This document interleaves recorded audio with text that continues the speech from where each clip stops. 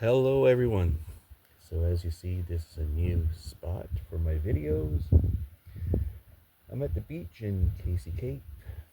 So if you hear some noise and some people scream, traffic just behind me, hopefully it won't be too bad. And the wind right now is kind of off and on, so not sure how this is going to go.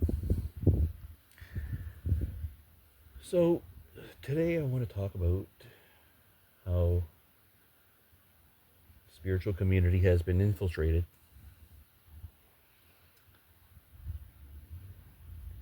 I've been talking about this to some friends, and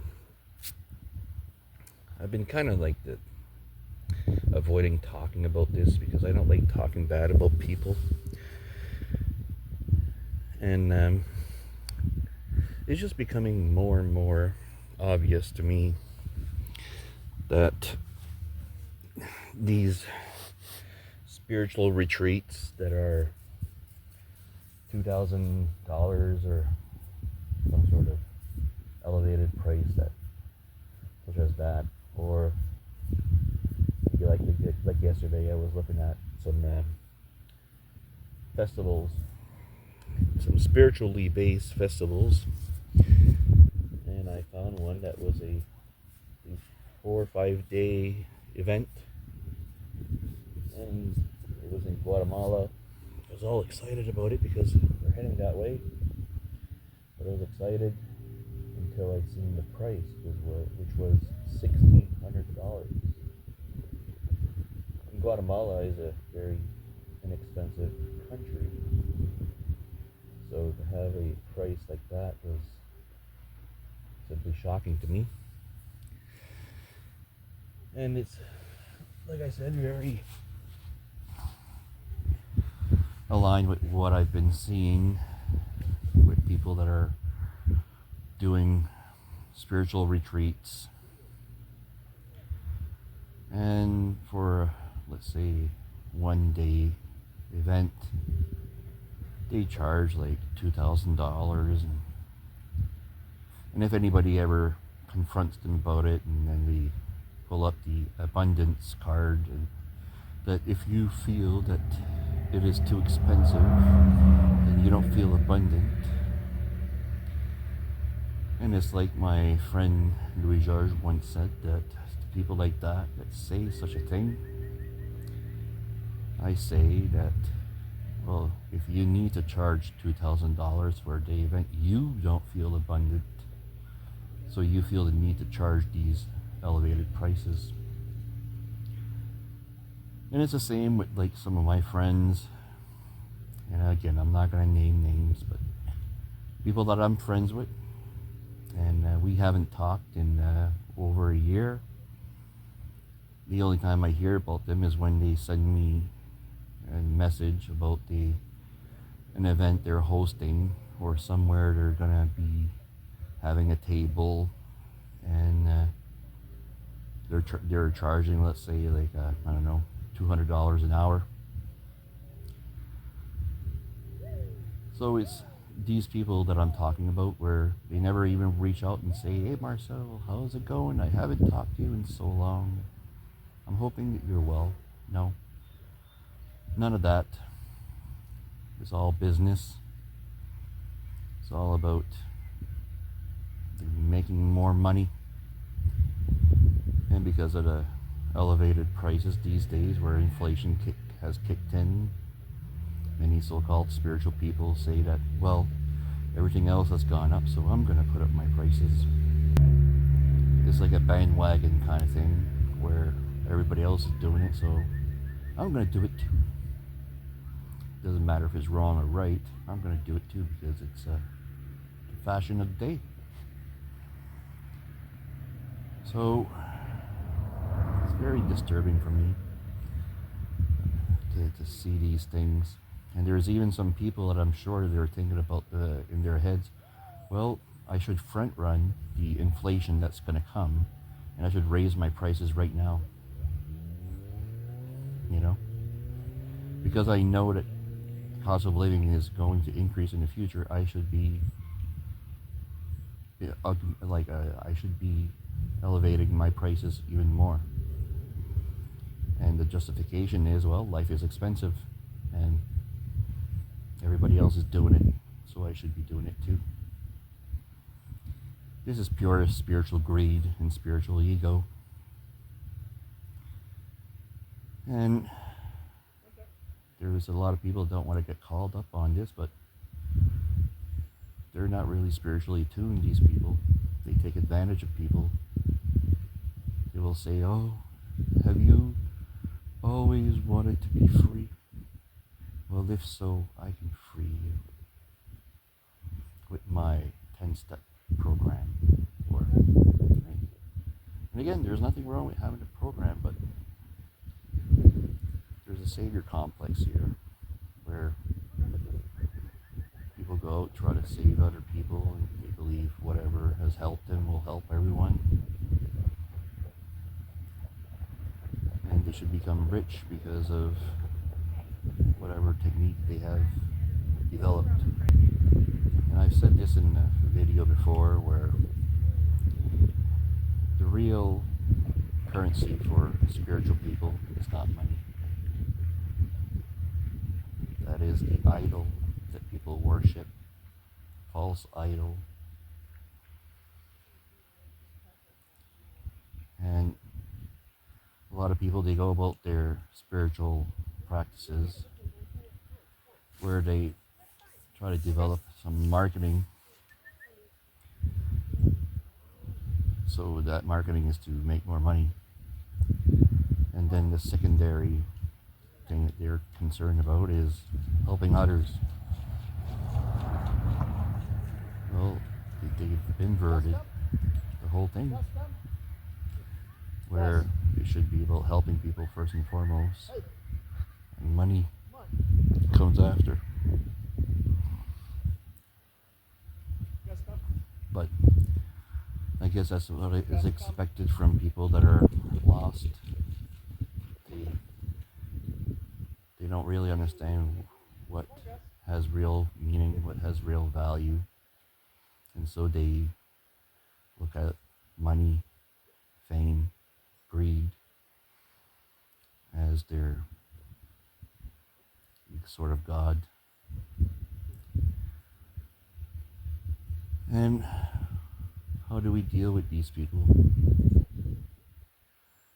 Well, I go out in nature, and this is a sort of mini tribute here to John Trudel, where he talked about how the psychopaths that are controlling things, they're out of balance with life,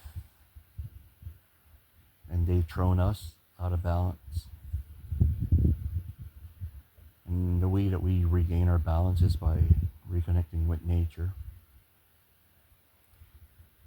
And if we go out in nature, nature will provide us the solution to how to deal with these people. Just a hint, to love them, but to place them where they belong, right? You understand that they, right now, are lost, they're greedy, they're scared, and there's no way that we can make them realize the error of their ways. The only thing we can do is provide another example, and then maybe they'll see that we're a whole lot more at ease and happy, and they'll start questioning what kind of like model or what has led us to be this happy. It is the hope that our mindfulness, our peace, our love will light the way. And then people can say, whoa, I really went off track here for a while. But first they have to realize that they're off track, right? But most of them are not willing to look in the mirror because they are in the mindset of abundance and manifestation, right?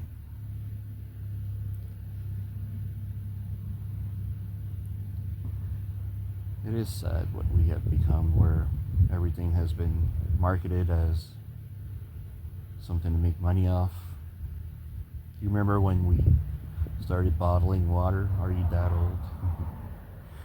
And how many people were saying this is a bad idea, that we're charging people, that we're buying water. This is a very, very bad idea.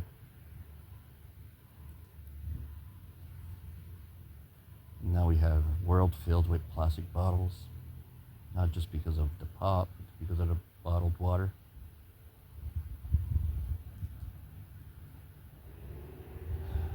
So that's what happens when you're out of balance. Create a mess. Then eventually that mess needs to be cleaned up by someone. What we usually do is that we pass that responsibility down to future generations. So we create a mess and then we'll say, well, our granddaughters and grandsons will clean this mess. What a burden that we have placed on future generations. And this is only one of the messes. We have the educational mess, political mess, and as I said, the environmental mess. This is what I'm talking about, plastic bottles. Here's the educational, like I mentioned that before, sorry. There is a moral mess.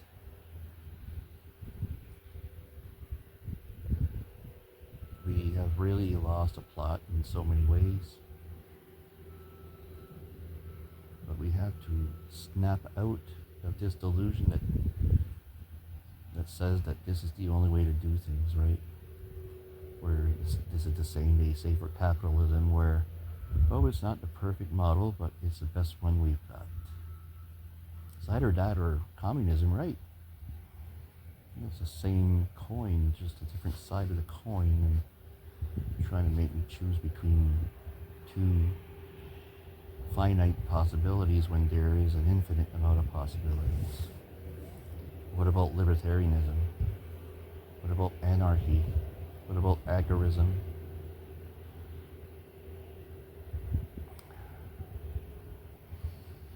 But they don't want us to hear about these things because that's not part of the coin that they try to lure us with. So, yeah, it's quite disheartening to see what we have become, and especially when it comes to the spiritual community,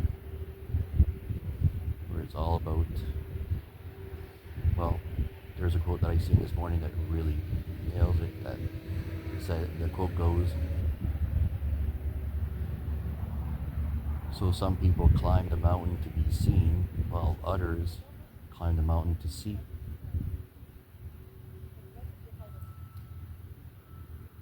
And that's a big difference. One of them is about fame, greed. The other one is see more broadly, see more holistically. But yeah, I believe that this eventually will fix itself.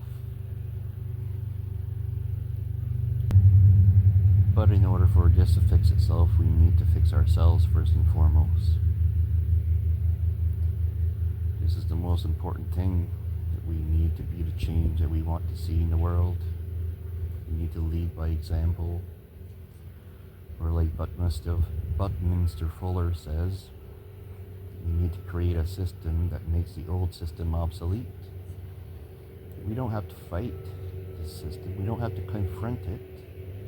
We just have to demonstrate that there's other ways. There's a better way. And once people see that there's a better way, then they'll hopefully realize that this is also better for them. That we don't have to work 80 hours a week, even 40 hours a week. If we can somehow gain not control, but if we can start getting all these inventions that could help us in so many ways, if we could really use them in a better way, we'll have a better future. So yeah, at the end, it's all on us. We need to do the work. We need to fix what's within us that has greed, or has envy, has fear, has all that anger, all that anxiety, all that self-esteem issue that we have. We need to fix that within ourselves, and then we can see that there is a better way.